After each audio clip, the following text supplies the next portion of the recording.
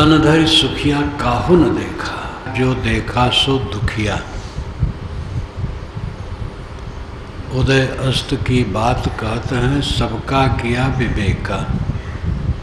बाटे बाटे सब कोई दुखिया, क्या गिरही बैरागी। सुखाचार्य दुखई के कारण गर्भई माया त्यागी। योगी जंगम ते अति दुखिया, तापस के दुख दूना। आशा तृष्णा सब घट व्यापी, कोई महल नहीं सोना। सांझ कहूँ तो सब जग खींचे, झूठ कहा ना जाई। कहीं कबीर तेई वो दुखिया, जिन यह राह चलाई। तन धरि सुखिया काहू न देखा, शरीर धरा दुख में कदम रखा। आप 70 वर्ष के हैं, चाहते हैं 10 वर्ष और जी जाएं। 70 वर्ष से तो दुख भोग रहे हैं, 10 वर्ष और दुख भोग लो।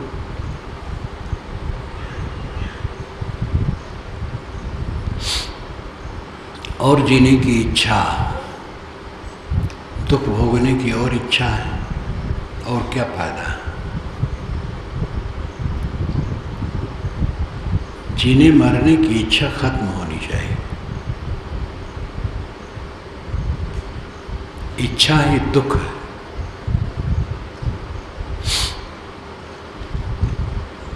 दुख क्यों होता है? देह धरने से। देह क्यों धरा जाता है? प्रकृत पुरुष का विवेक नहीं है, जड़ चेतन का विवेक नहीं है, स्व और पर का विवेक नहीं है। जैसे रोग होता है तो रोग का कारण होता है, रोग निवारण होता है तो निवारण का कारण होता है। इसी प्रकार ये बंधन होता है, दुख होता है तो इसका कारण है, और निवारण है तो उसका कारण है।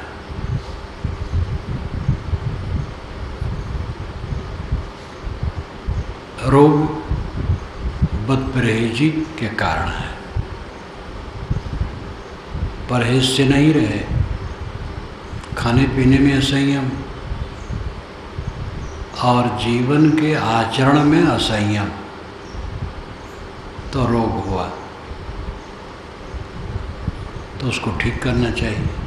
खान पान पर संयम, आचरण पर संयम, और फिर औषध। ऐसे जड़ चेतन का संबंध दुख है। चेतन जड़ से जुड़ करके देह धारण करता है और दुखी होता है, लेकिन इस दुख में जो सुखाभास है वही उसका लाशा है, और यह अविद्या से है। अविद्या अज्ञान। 5 क्लेश योग दर्शन में बताया गया। अविद्या, अस्मिता, राग, द्वेष, अभिनिवेश, ये 5 क्लेश हैं। अविद्या बोध न होना, देह अनात्म है, इसको आत्मा मानना, अपना स्वरूप मानना, ये अविद्या है। देह अनित्य है, इसको नित्य मानना, स्थिर मानना अविद्या है। देह अशुचि है, गंदगी का पिटारी है। ये गंदगी की पिटारी शुच कहाँ है? लेकिन शुच पवित्र रमणीय भास होता है, ये अविद्या है। शरीर दुखपूर्ण है, इसमें सुखाभास होना अविद्या है। इसी अविद्या से 4 क्लेश और आगे आते हैं। राग, द्वेष, अस्मिता, राग, द्वेष और अभिनिवेश। अस्मिता का मतलब है अहंकार। देह में मैं बुद्धि, ये अहंकार है। देह मेरी है, देह मैं हूँ, ये अहंता ममता अस्मिता है। और राग, जहाँ सुख की कल्पना होती वहाँ राग, जहाँ से दुख की कल्पना होती वहाँ द्वेष। और अभिनिवेश, अभिनिवेश, निवेश प्रवेश। अभिनिवेश का मतलब है बहुत गहराई से गड़ा हुआ मृत्यु भय। और मृत्यु कोई चीज ही नहीं है। महाभारत में आता है, जब पांचों पांडव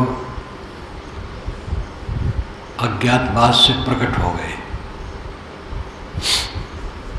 और वे एक जगह रह रहे थे और तैयारी कर रहे थे, क्योंकि जानते थे दुर्योधन मानेगा नहीं। और उनके नेमी प्रेमी रजवाड़े उनके सहयोग में आ रहे थे। धृतराष्ट्र ने संजय को भेजा कि जाओ कहो, उनको समझाओ कि लड़ना अच्छा नहीं। संजय गए,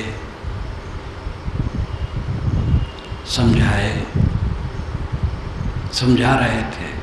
युधिष्ठिर ने कहा, आप ये कैसे कह रहे हैं कि मैं लड़ने तैयार हूं?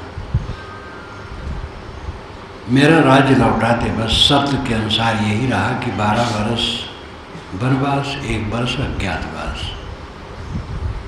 13 वर्ष में अगर आ जाए और उसका पता अज्ञातवास में भी न चले और आ जाए तो उसको राज्य लौटा दिया जाएगा। इस शर्त से हमारा राज्य लौटा दे। अगर ऐसा न लौटाना चाहें तो हमें 5 गांव दे दें। पांचों भाई एक एक गांव में गुजर कर लेंगे। हम लड़ना कहाँ चाहते हैं? अच्छी तरह से उन्होंने कहा। संजय बात समझे, लौटे आए, शाम को पहुंचे।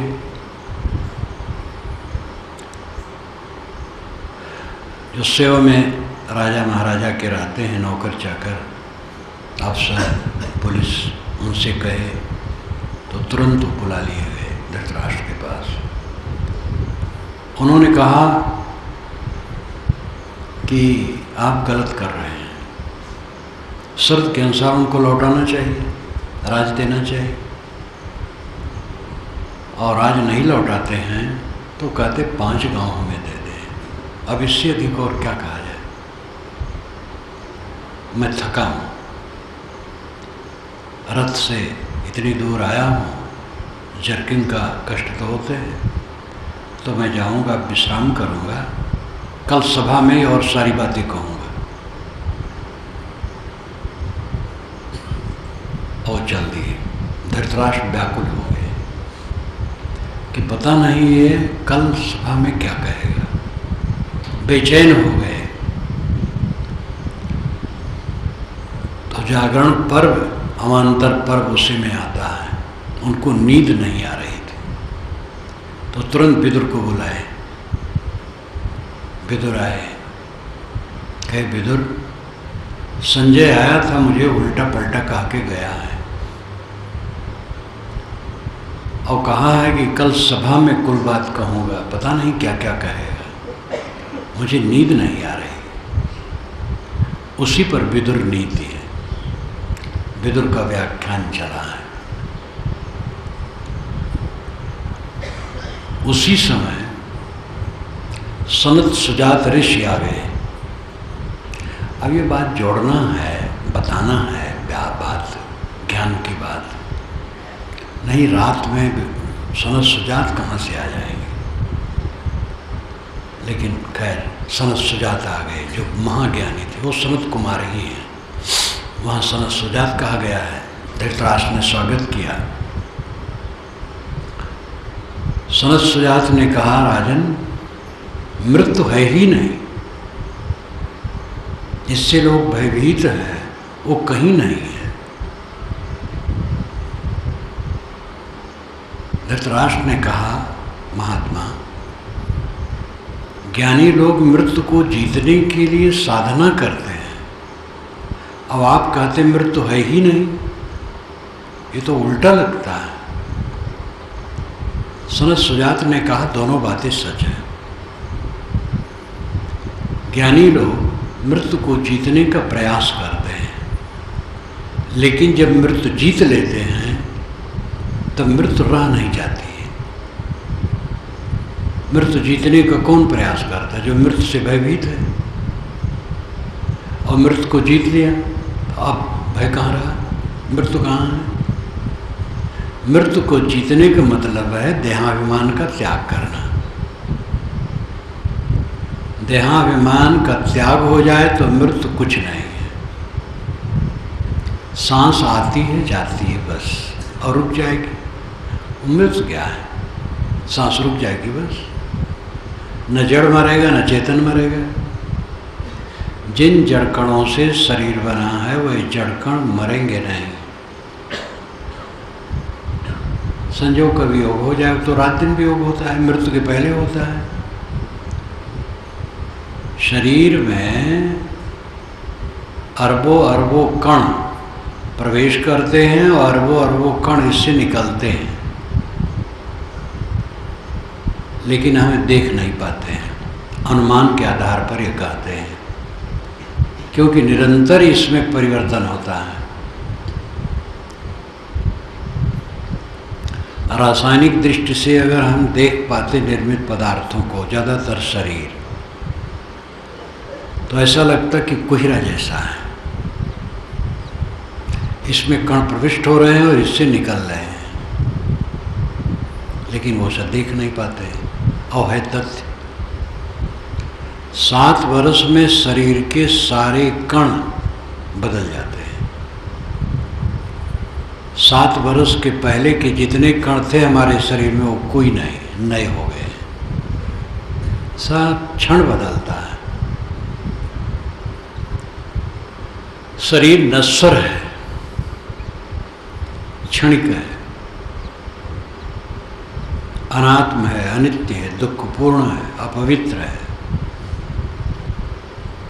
यह बोध हो गया और इस बोध में ठहराव हो गया तो अविद्या मिट जाती है। अविद्या मिट जाने से मरने का डर खत्म हो जाता है।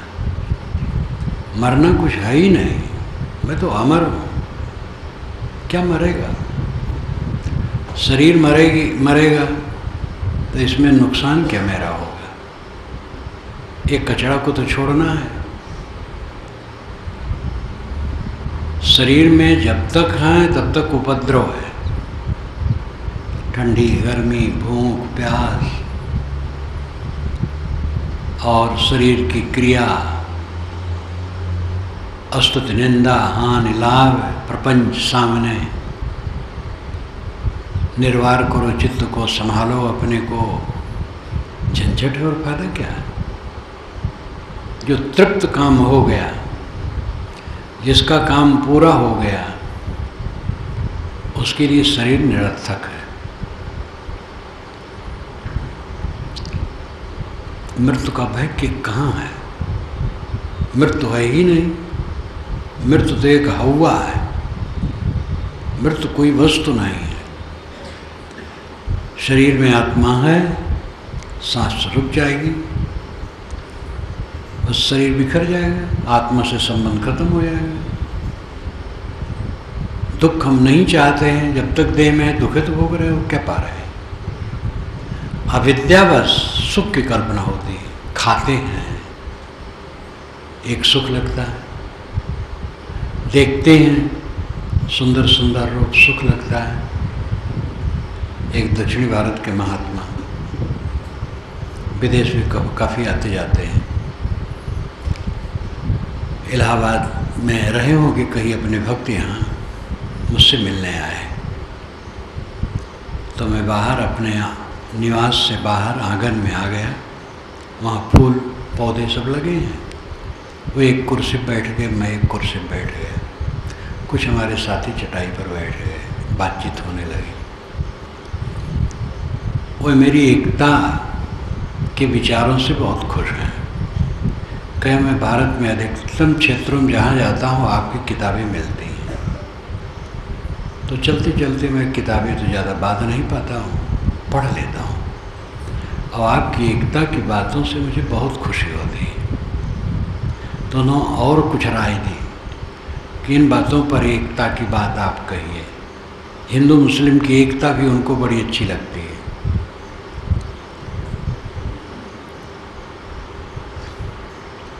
ये बातें तो उनकी अच्छी हैं, लेकिन फिर मेरे विचार जो उसमें वैराग्य के रहते हैं, उसको लेकर के उन्होंने कहा मुक्त होकर के क्या फ़ायदा है? अरे फिर से आवें, देखो ये फूल खिले हैं, देख रहे हैं, ये पेड़ पौधे लगे, हरियाली है, देख रहे हैं, आनंद ले रहे हैं। मुक्त होकर के तो बेकार, क्या फ़ायदा है? मैं मुस्कुराता रहा और क्या कहूँ। उम्र उनकी हमारे ही करीब करीब रही, इतने भाव से आए थे, अब इतने ज़बरदस्त ढंग से वो कह रहे हैं, तो हम भी अपनी बात लाद करके क्या फ़ायदा करेंगे। मैं मुस्कुराता रहा। और वो हमसे मिलने इसीलिए आए कि आपसे मिलने की इच्छा थी, आपकी पुस्तकें पढ़ा करता हूँ और आप जो एकता की बात कहते हैं मैं उससे बहुत खुश हूँ।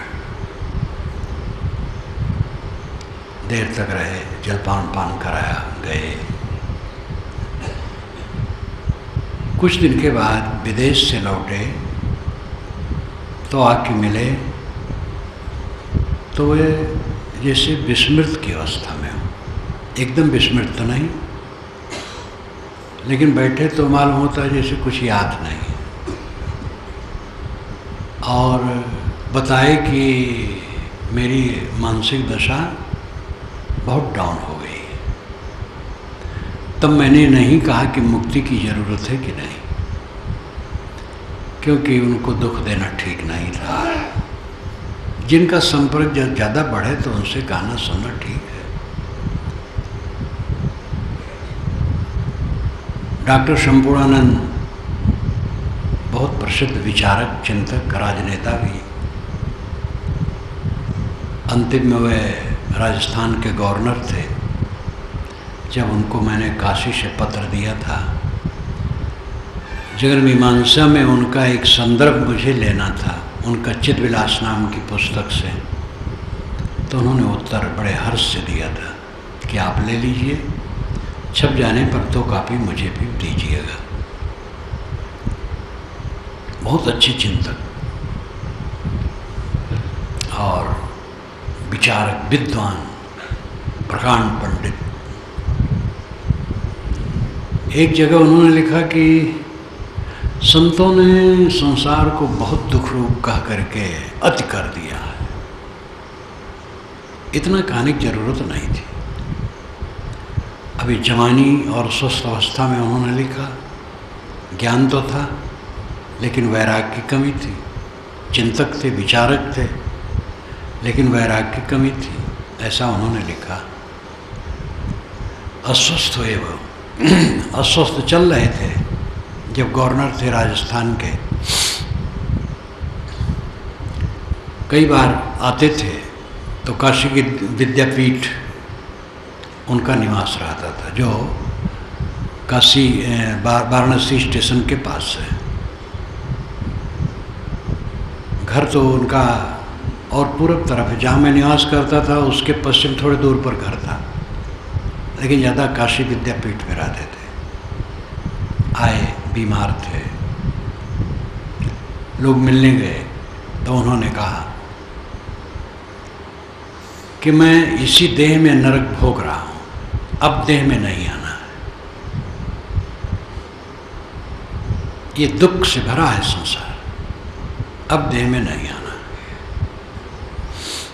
उस समय उनको लगा कि दुखमय है संसार।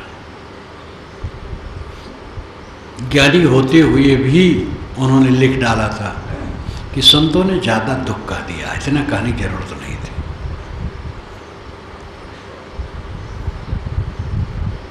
पतंजल योग दर्शन में आया है, परिणाम ताप संस्कार दुखैर गुणवृत्त विरोधाच दुख में सर्वं विवेकिना। परिणाम ताप संस्कार दुखैर गुणवृत्त विरोधाच दुख में सर्वं विवेकिना। परिणाम ताप संस्कार गुणवृत्त विरोध ये दुख है, इसलिए विवेकवान के लिए सब दुख है। सर्वमेव दुखम विवेकिना, विवेकवान की दृष्टि से सब दुख है। परिणाम, खाते समय लोभ में पड़ गए, सुख लगा, ज़्यादा खा लिए, परिणाम में दुख हुआ। खाने के बाद ही दुख शुरू हुआ, और जितनी मात्रा में ज़्यादा खाए हैं उतनी मात्रा में देर तक कष्ट होगा। भोगों में ललचाए पड़े, तृष्णा बनी, अब उठा उठा करके वो तृष्णा पटक रही है। जो साधक ये सोचे कि हमें अपने मन को रोकना पड़ता है, काम वासना उठती है और रोकना पड़ता है, इसलिए सीधा भोग कर लें तो रोकना नहीं पड़ेगा, मन तृप्त हो जाएगा। परंतु जो भोग करते हैं उनसे पूछ ले, वो तृप्त हैं? भोग करने से आदत और बनती है, और भोगने की इच्छा होती है, फिर ठिकाना नहीं है। और ज़्यादा भोग में पड़े तो थोड़ी देर में मिट्टी पलीत हो जाएगी, और फिर उसके बाद जब भोग में पड़े तब प्रवृत्ति में पड़े। युवक है तो युवती का बोझा सिर पर लिया, और फिर बाल बच्चे पता नहीं कितनी परवस्था। युवती है तो किसी युवक का उसने बोझा लिया, तो उसको जीवन भर वो बोझा झेलना है। और जो मन का खिंचाव है वो बंद नहीं हुआ है और बढ़ा है। तो जिनके मन में ये आता है, वासना आती है, काम वासना आती है, तो अगर भोग ले सीधा तो काम वासना नहीं आएगी, मिट जाएगी। ये भ्रम होता है। तो जो भोग में पड़े उनसे पूछ ले, क्या उनकी वासना मिट गई है? उनकी वासना तो और बढ़ गई है, और उसी के पीछे पूरी लौकिक परतंत्रता हो गई है। इसलिए भोगने से वासना मिटती नहीं है, वासना बढ़ती है। भोग के परिणाम में दुख है। परिणाम, नतीजा, भोग का परिणाम दुख है, ताप का दुख है। भोग से इच्छा प्रबल होती है, भोगी आदमी की तृष्णा बढ़ती है, तो हमसे अधिक कोई है तो जलन होती है। और ये भोग चाहे शारीरिक भोग हो, मैथुन क्रिया, चाहे सम्मान भोग हो, हमें सम्मान मिलता है लेकिन हमसे अधिक किसी को सम्मान मिल रहा है तो ईर्ष्या होती है, ताप मन में आता है, जलन। दूसरे के बाल बच्चे देखकर, दूसरे की स्त्री या पुरुष देखकर, दूसरे के मकान दुकान गाड़ी घोड़ा देखकर, दूसरे का ऐश्वर्य देखकर, दूसरे गुरुओं और महात्माओं के महत्व और उनकी महिमा और प्रतिष्ठा देखकर मन में जलन होती है। चाहे वो काम भोग का हो, चाहे प्रतिष्ठा भोग का हो। भोग का अर्थ है चित्त चेतन के रागात्मक संयोग। चेतन चित्त में रागात्मक संयोग करता है, वही भोग है। यानी हम चेतन आत्मा हैं और चित्त में एक रूप हो गए, मन में डूब गए और मन में राग है, तो ये भोग आ गया। अब यही भोग विकसित हो करके स्थूल में पड़ता है। चित्त चेतन का रागात्मक संयोग ही भोग है। चित्त चेतन का वियोग कर देना ही योग है।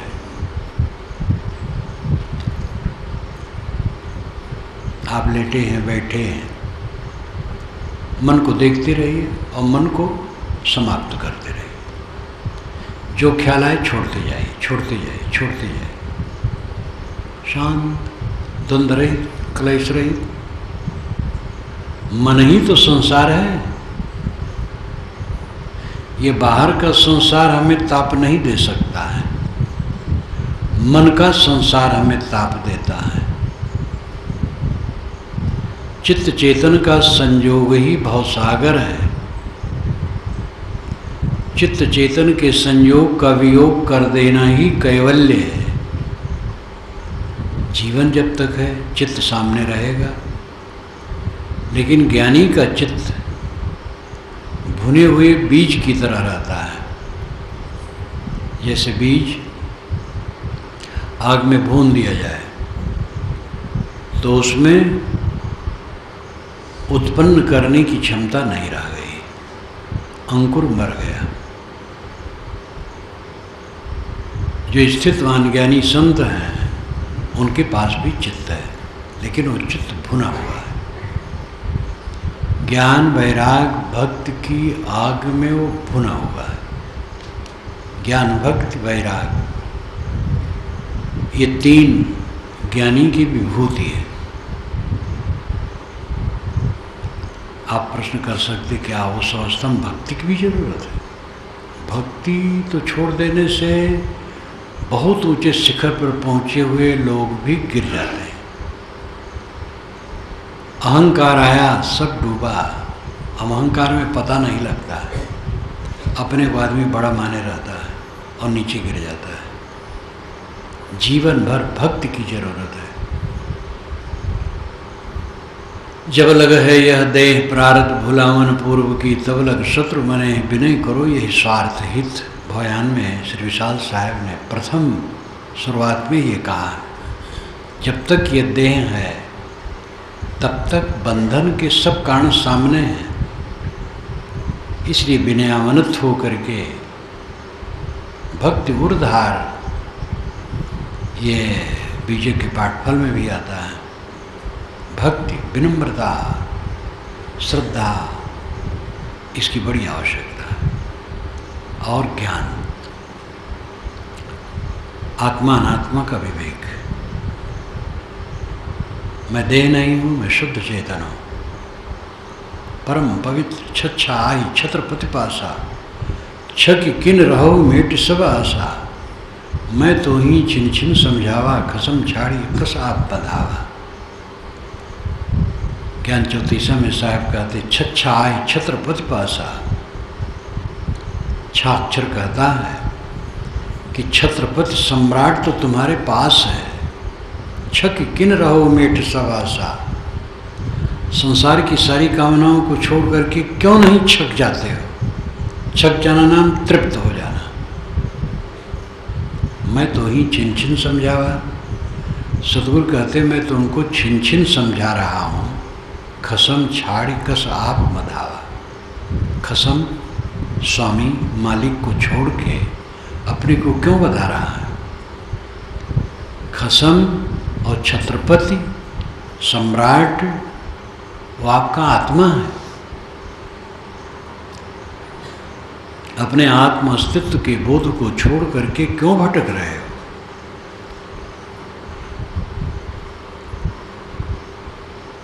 स्वरूप का ज्ञान बहुत आवश्यक है। साधक पूछते हैं कि साहब कल एक लड़का आया, बैठा भी हो गया, साधना करता है, घर में है लेकिन साधना करता है, ब्रह्मचर्य सिरा रहा है। कहा साहब कभी कभी मन ऐसा होता है कि बड़ा विचित्र, एकदम वासना के संस्कार घटाटोप हो जाते हैं। मैंने कहा घबराओ ना, तुम्हारे साधना की दुर्बलता है अथवा आरंभिक अवस्था है। आरंभिक अवस्था में कोई सिद्धि पा जाएगा, और अगर ज़्यादा समय से करते हो तो ढीले होके करते हो, जोर लगा के करो तो जल्दी रास्ता तय होगा। साधना में निरंतरता होनी चाहिए और लगन होनी चाहिए, चेष्टा होनी चाहिए, लाभ निश्चय होना चाहिए। बिना सरे निज काज के कबो न मिटे विरोध। मन का विरोध जीवन में कभी मिट नहीं सकता है जब तक कोई सब तरफ से लौट करके आत्मतृप्त न होगा, आत्मसंतुष्ट न होगा। अपने अहंकार ममकार को पूरा मार करके जब तक कोई अपने आप में मस्त नहीं होगा, उसके चित्त का विरोध नहीं मिटेगा। आप ये प्रश्न कर सकते हैं कि व्यवहार है, लोगों को लेके चलना पड़ता है, अपना मन सब तरफ से मार ले, साथी बराती उल्टा पलटा करें तब क्या होगा? ये प्रश्न भी पूरा विवेक न होने के कारण है। आप अपना ऐसा कर तो लें, देखें, आशा छोड़ के हो निराशा कहें कि फिर तब देख तमाशा। अपना नम्र हो जाओ, निष्काम हो जाओ, निर्माण हो जाओ, मर जाओ, शिष्य की तरह कोमल सरल हो जाओ। देखो आपके आसपास के लोग अपने आप बहुत बढ़िया हो जाएंगे, और अपना अपना स्वभाव सबका रहेगा। जहाँ पर हम हैं, जितने लोग हैं, सबके स्वभाव विचित्र हैं। विचित्र का मतलब है एक दूसरे से भिन्न, सबकी योग्यताएं भिन्न हैं,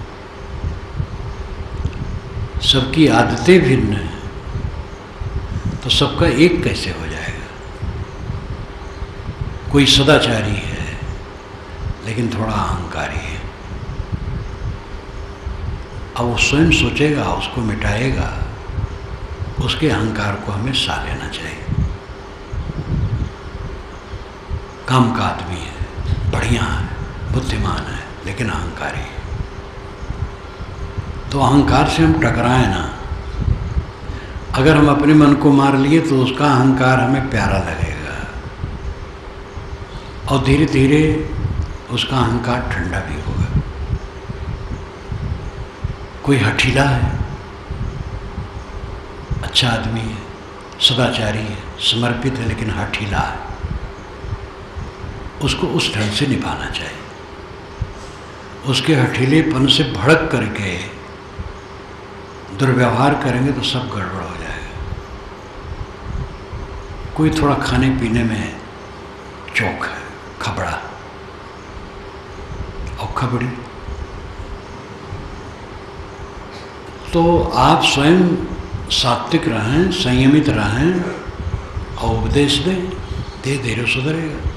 उसको हिस्सा लो, उसको ताना न मारो।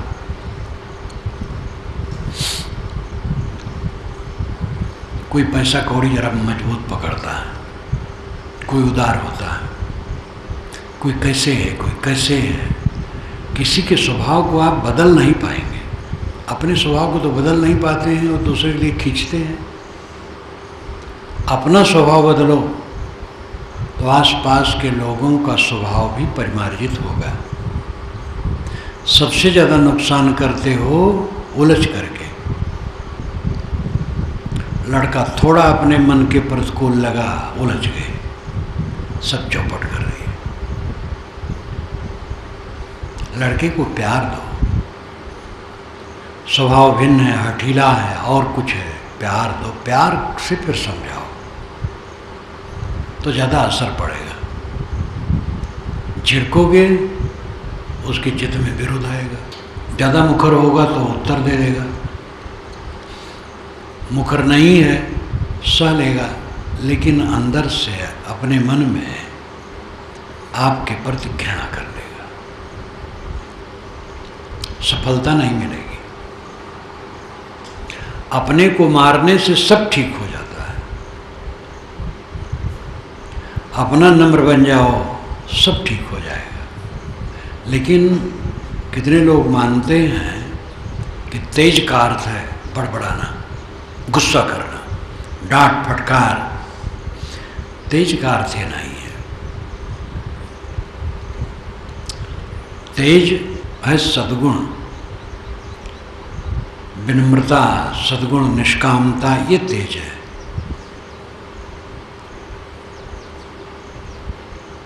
अपने को पूरा मारे बिना कोई शीतल नहीं हो सकता है। परिणाम, ताप, संस्कार होते हैं चित्त में। रजो संस्कार, तमो संस्कार, सतो संस्कार। रज संस्कार आया तो आपका मन हुआ ठीक है, आगे नहीं करेंगे, अभी भोग ले।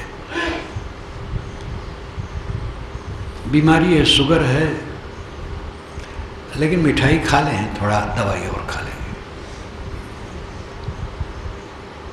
ये रजोगुण कहता है, सतोगुण कहता नहीं। दवाई खाने की क्या जरूरत है, मिठाई ना खाओ, मिठाई खाने से क्या होता है। रजोगुण कहता अरे यार बढ़िया जलेबी है, खा ले, देखा जाएगा। ये संस्कार का खिंचाव चित्त में होता है। जुआ खेलने में बैठे हैं, पिताजी आ न जाए, देख न ले, जुआ नहीं खेलना चाहिए। अच्छा एक दांव खेल ले तो फिर नहीं खेलेंगे। रजोगुण कहता जुआ खेलो अभी, सतोगुण कहता न खेलो।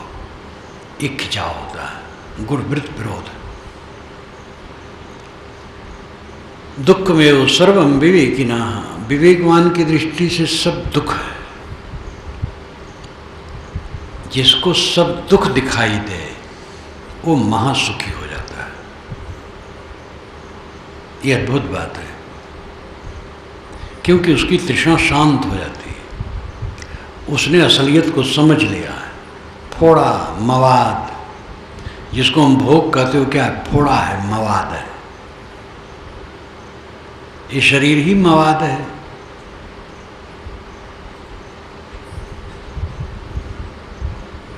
सांख्य परंपरा में जैगीषभ्य महान ऋषि हुए हैं। कपिल के बाद आसुरी, जैगीषभ्य इत्यादि बड़े बड़े हुए हैं। आवट तो कथा आती है,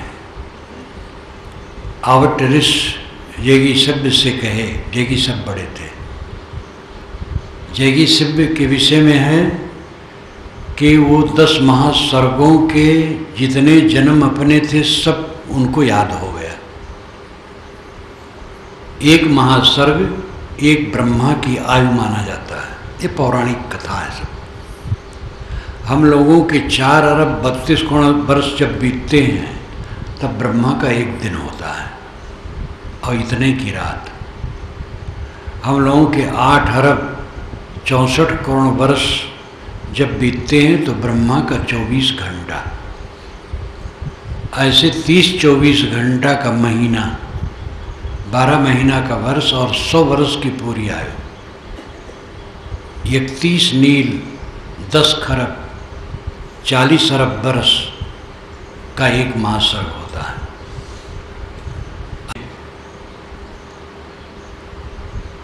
जितने जन्म हुए थे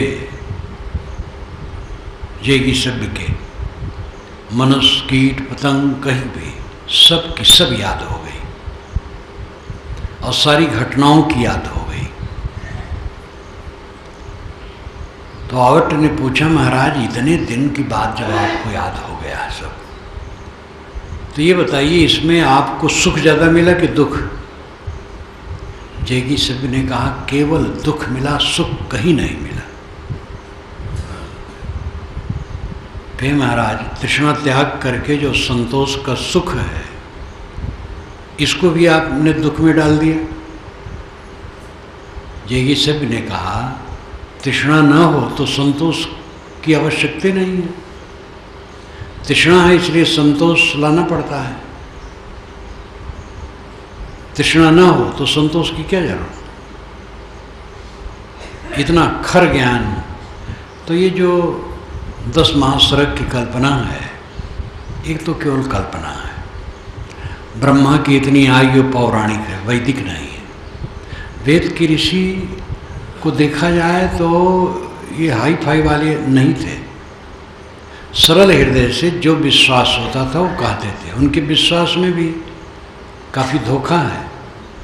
सूरज, आग, हवा, पानी सबको देवता मान करके प्रार्थना करते थे और उनसे भोग मुक्त चाहते थे, परंतु ईमानदार थे, छली नहीं थे। पीछे तो बड़ा छल बड़ा है। ब्रह्मा की जो आयु बताई गई है, ऐसा कोई ब्रह्मा नहीं हुआ है, न हो सकता है।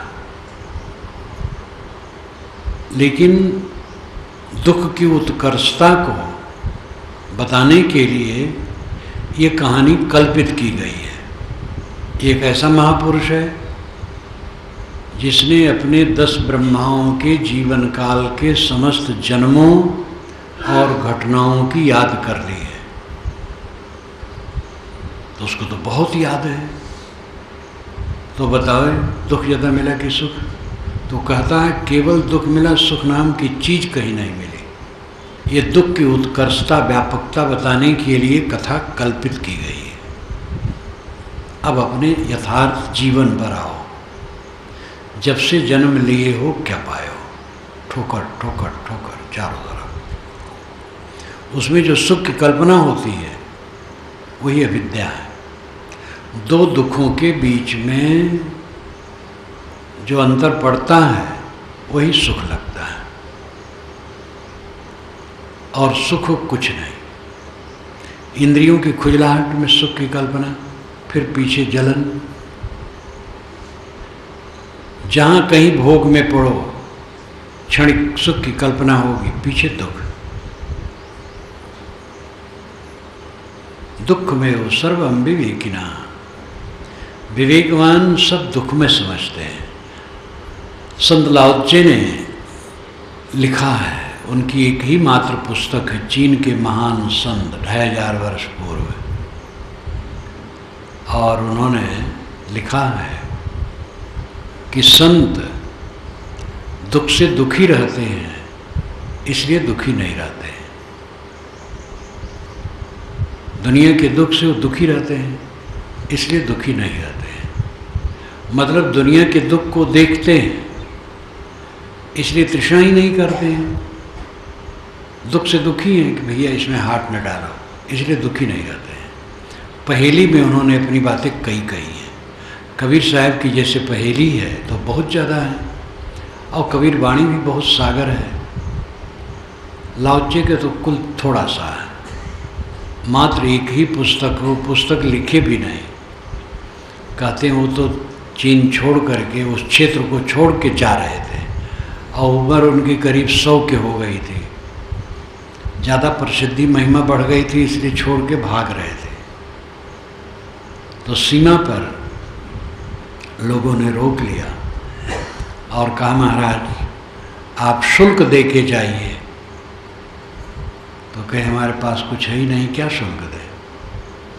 कहे जो आपके पास है वही शुल्क हम मांगते हैं, आप अपना अनुभव लिख दीजिए। तो कहते हैं 3 दिन रुक गए और लिख दिए और चले गए। वही छोटी सी पुस्तक है जिसका नाम है ताओ ते चिंग, चीनी भाषा में है। पुस्तक का नाम भी चीनी भाषा में ताओ ते चिंग। ताओ नाम विश्व नियम, ते नाम सद्गुण, चिंग नाम पुस्तक। विश्व नियम और सद्गुण की पुस्तक। इस पर यह भी विचार है कि ऐसी बात नहीं है कि उनको रोका गया और 3 दिन में वो लिख दिए। उनके विचार ये थे जीवन भर के मजे हुए, और उसको उन्होंने लिखा। वही 3 दिन में लिखे कि पहले भी लिखे थे, इसके विषय में कोई बहुत सोचने की ज़रूरत नहीं है। इतना पक्का है कि मात्र वही उनकी पुस्तक है, और उस छोटी सी पुस्तक का अनेक भाषाओं में अनुवाद हुआ। 200 वर्षों से ज़्यादा हुआ, 100 वर्षों से और ज़्यादा हुआ। इस समय तो पश्चिम में चीन के लाओ त्से और ईरान के रूमी साहब और भारत के कबीर साहब, 3 पर ज़्यादा विचार पश्चिम में हो रहा है। रूमी साहब का भी जीवन बड़ा उथल पुथल वाला रहा है।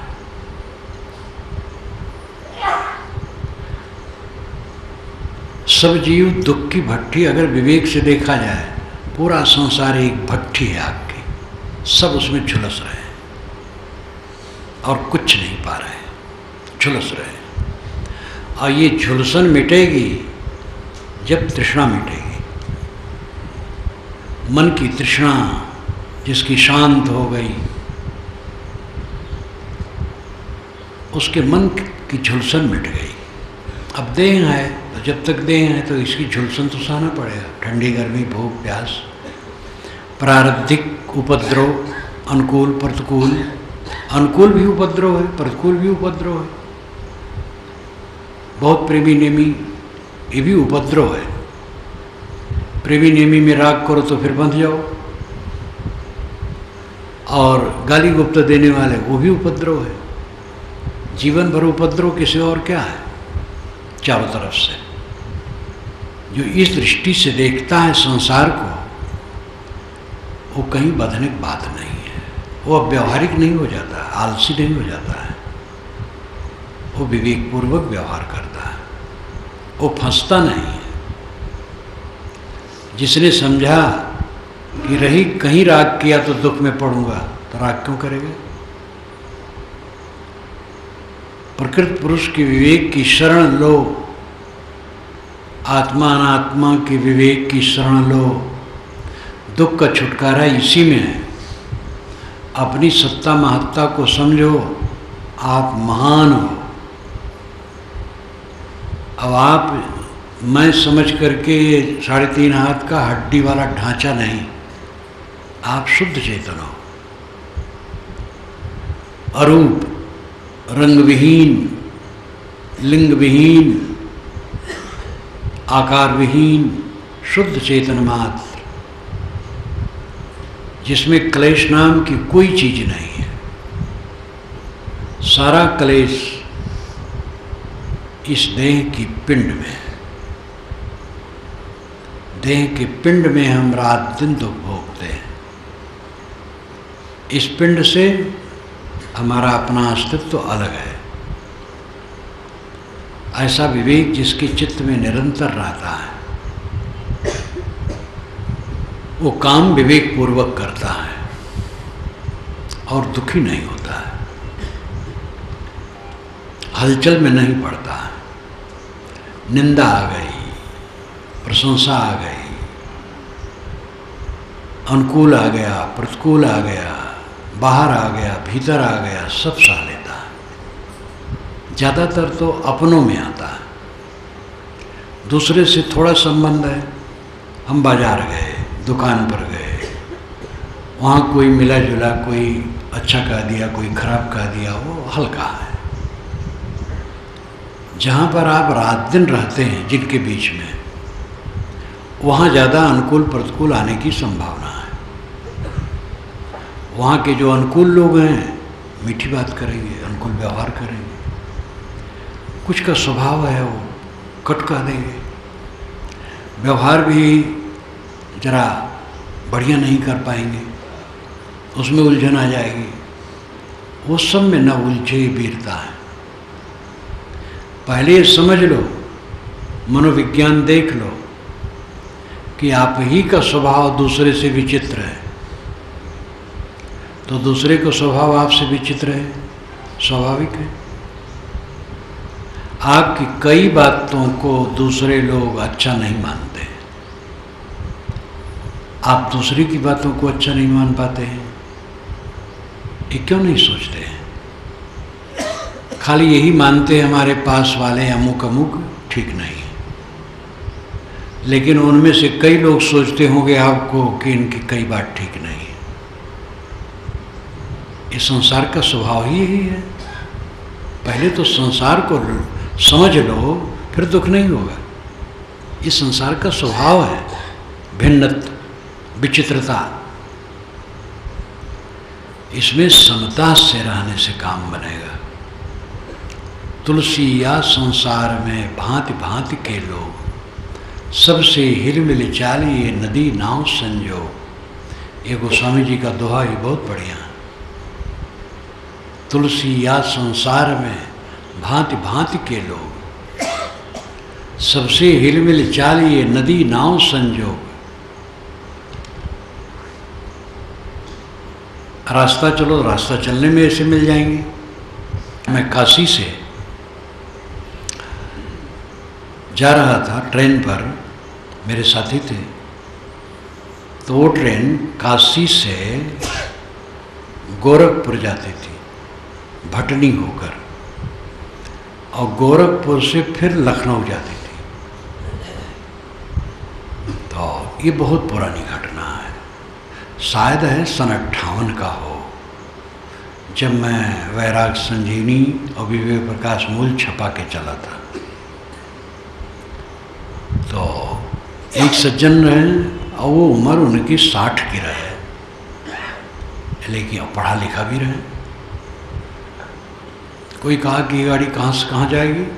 कि यहाँ से भटनी होते हुए, बनारस से भटनी होते हुए, भटनी गोरखपुर से पूरब तरफ है, और बिहार वहीं सब सटा है, और फिर लखनऊ। वाह, ये कोई बात हुई? बनारस से जब लखनऊ गाड़ी जाएगी तो सीधा फैजाबाद होकर निकल जाएगी, गोरखपुर क्यों जाएगी? और बड़बड़ाने लगा, और दूसरे व्यक्ति समझाने लगे, तो दूसरे व्यक्ति को मैंने इशारा किया तो चुप हो गए। फिर जब वो उतर गया तो मैंने कहा, ऐसे लोगों से आप क्या लड़ते हैं? वे रूटीन नहीं समझते हैं। सरकार का तो विधान है, ट्रेनें घूम करके भी चलती हैं, क्योंकि यात्रियों को वहाँ पहुँचाना रहता है। अब इनका तो मतलब यह है कि जहाँ हम जाएं, जहाँ से जाएं, जहाँ पहुँचें, बस नाक की सिधाई में ट्रेन चले। बनारस से जब लखनऊ गाड़ी जाएगी तो फैजाबाद होकर निकल जाएगी, गोरखपुर घूमने जाएगी। और पढ़े लिखे रहे और बूढ़ रहे, अब स्वभाव ऐसा विचित्र। ये संसार बड़ा विचित्र है।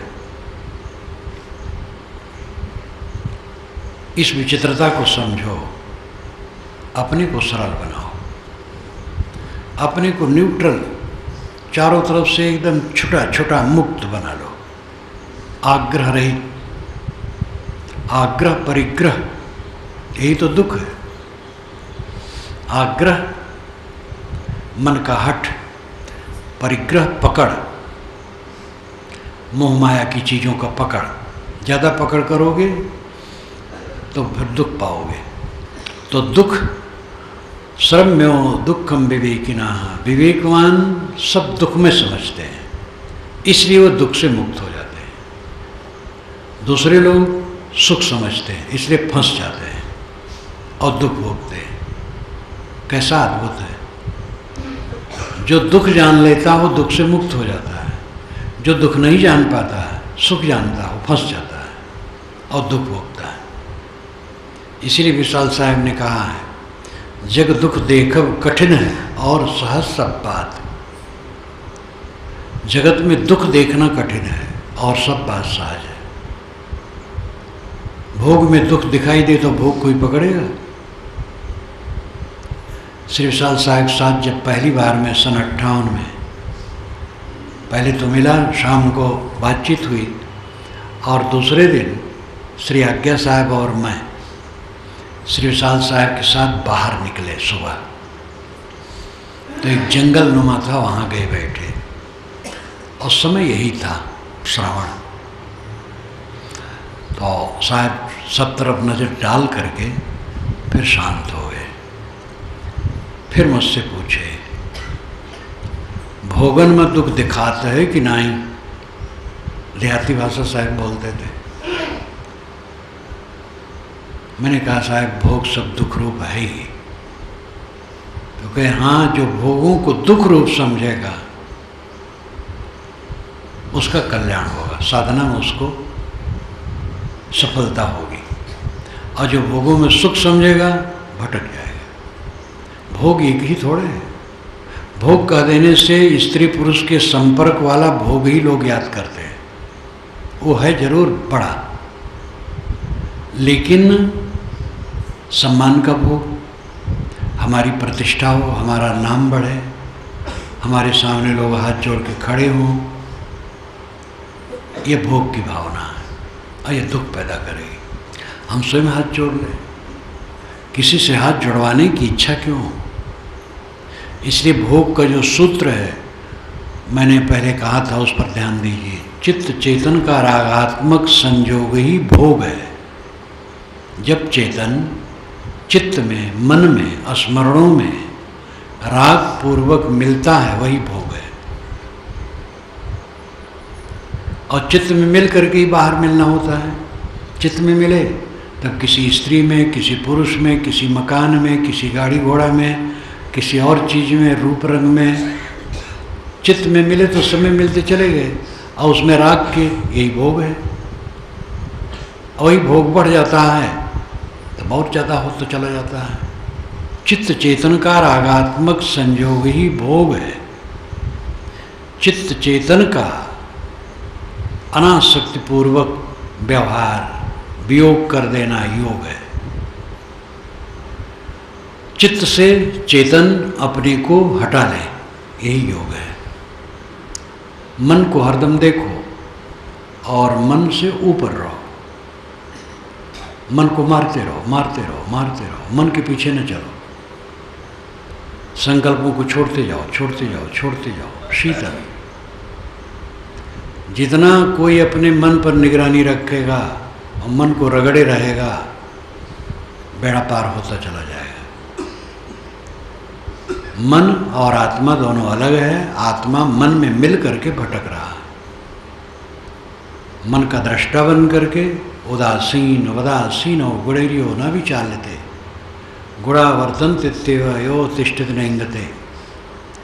उदासीन के समान स्थित तो उसको विषय विचलित नहीं कर सकते हैं।